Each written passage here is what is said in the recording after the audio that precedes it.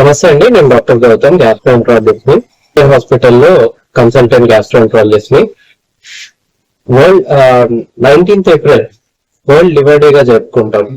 Actually మన బాడీలో liver చాలా ముఖ్యమైన organ, second largest organ. And 500 రకరకాల పనులు అనేది అది చేస్తుంది. అందులో బ్లడ్ షుగర్ ని మెయింటైన్ చేయడము, అలానే కొలెస్ట్రాల్ లెవెల్స్ మెయింటైన్ చేయడము, బాడీలోని హార్మోన్ లెవెల్స్ బ్యాలెన్స్ చేయడము, ఇలాంటి ఎన్నో రకాల పనులు చేసే లివర్ మనకందరికీ తెలిసినట్టు ఆల్కహాల్ తీసుకోవడం వల్ల, హెపటైటిస్ బి అండ్ సి అనే వైరల్ ఇన్ఫెక్షన్స్ వల్ల లివర్ డ్యామేజ్ అవుతుందని మనకు తెలుసు. కానీ ఆల్కహాల్ లేకుండా, హెపటైటిస్ బి అండ్ సి అనే వైరల్ ఇన్ఫెక్షన్స్ లేకుండా, ఇవన్నీ లేకుండానే భారతదేశంలో ప్రతి ముగ్గురులో ఒకరికి ఫ్యాటీ లివర్ అనేది ఉంది.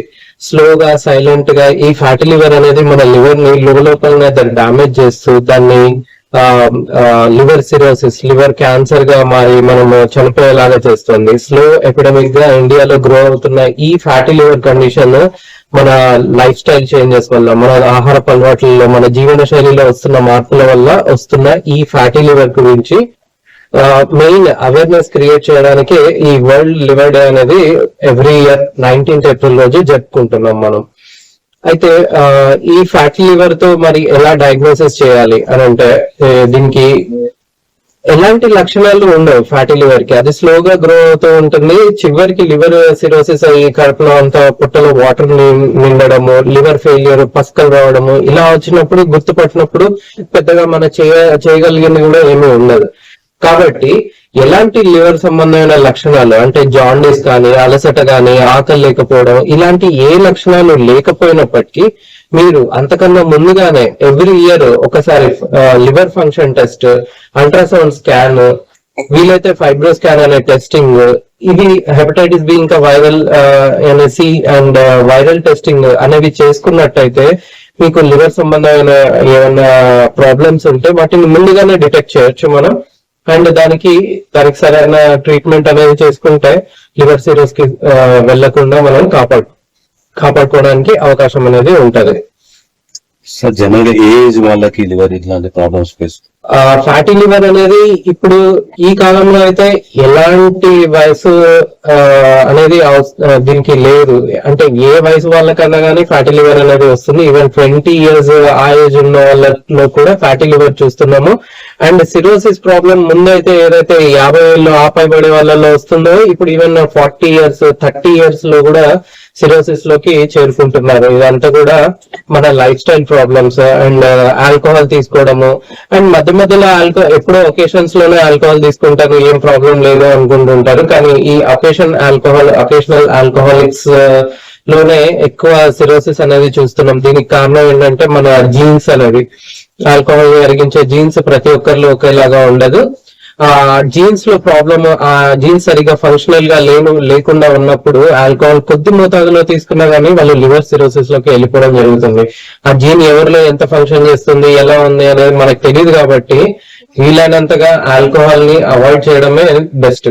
సరే, స్ప్రైట్, కూల్ డ్రింక్స్ ఇలాంటివి తీసుకుంటుంటారు కదా పిల్లలు. సో ఫ్యాటీ లివర్ కి మెయిన్ ముఖ్య కారణాల్లో ఏంటంటే మన డైట్ లో వస్తున్న చేంజెస్ అని చెప్పినట్టే, వాటిల్లో ఏంటంటే high sugar contents, processed foods, junk ఎక్కువగా తీసుకోవడము, కొలెస్ట్రాల్, ఆయిల్స్ పదార్థాలు ఎక్కువ తీసుకోవడము, ఇవన్నీ చేయడం వల్ల వస్తుంది. పిల్లల్లో ఊబకాయం ఎక్కువైపోతుంది. వాళ్ళు స్ప్రైట్స్ కానీ ఇలాంటి carbonated beverages, high sugar Fiji drinks ఇవన్నీ తీసుకోవడము, అట్లానే KFC ఇట్లాంటి వాటిల్లో ఎక్కువ ప్రాసెస్డ్ ఫుడ్స్ ని, మయోనీస్, చీజ్ అలాంటివి ఫుడ్స్ ఎక్కువ తీసుకోవడం వల్ల ఈవెన్ కిడ్స్ లో కూడా మనము ఈ ఒబెసిటీ, ఫ్యాటీ లివర్ డిసీజ్ అనేది వాళ్ళలో కూడా పెరిగిపోతుంది. ఇలాంటి వాళ్ళు పెద్దగా అవుతున్న కొద్దీ అర్లీ స్టేజెస్ లోనే సిరోసిస్ లోకి వెళ్ళిపోవడం అనేది జరుగుతుంది.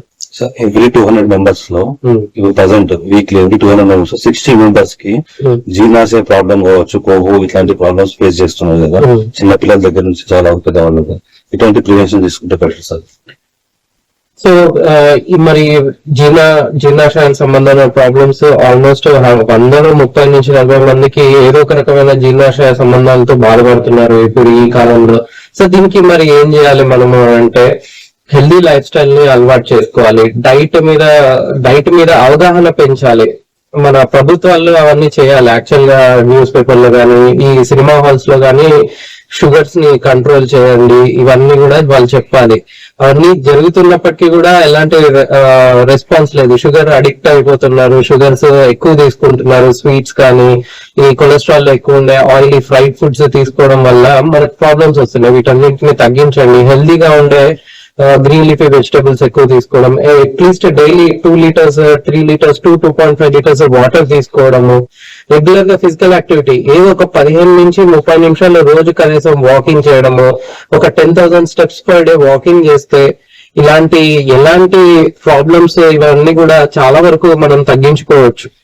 సార్ లివర్ ఫెయిల్యూర్ ఐడెంటిఫై చేయగలుగుతాం సార్ మనకు లక్షణాలు. లివర్ ఫెయిల్యూర్ అయింది అని చెప్పడానికి లక్షణాలు అంటే మన ఆకలి తగ్గిపోతుంది, ఆకలి మందగించడము, అకారణంగానే కడుపు టైట్ అయిపోయినట్టు పొట్టలో వాటర్ చేరడం, కాళ్ళల్లో వాపు రావడము, జాండీస్ పస్కలు రావడము, ఈ అండ్ బాగా ఫటీగ్ అయిపోవడం, తొందరగా అలసట అయిపోవడము, ఇలాంటివి లివర్ ఫెయిల్యూర్ లో ప్రాబ్లమ్స్ లో కనిపిస్తాయి మనకి.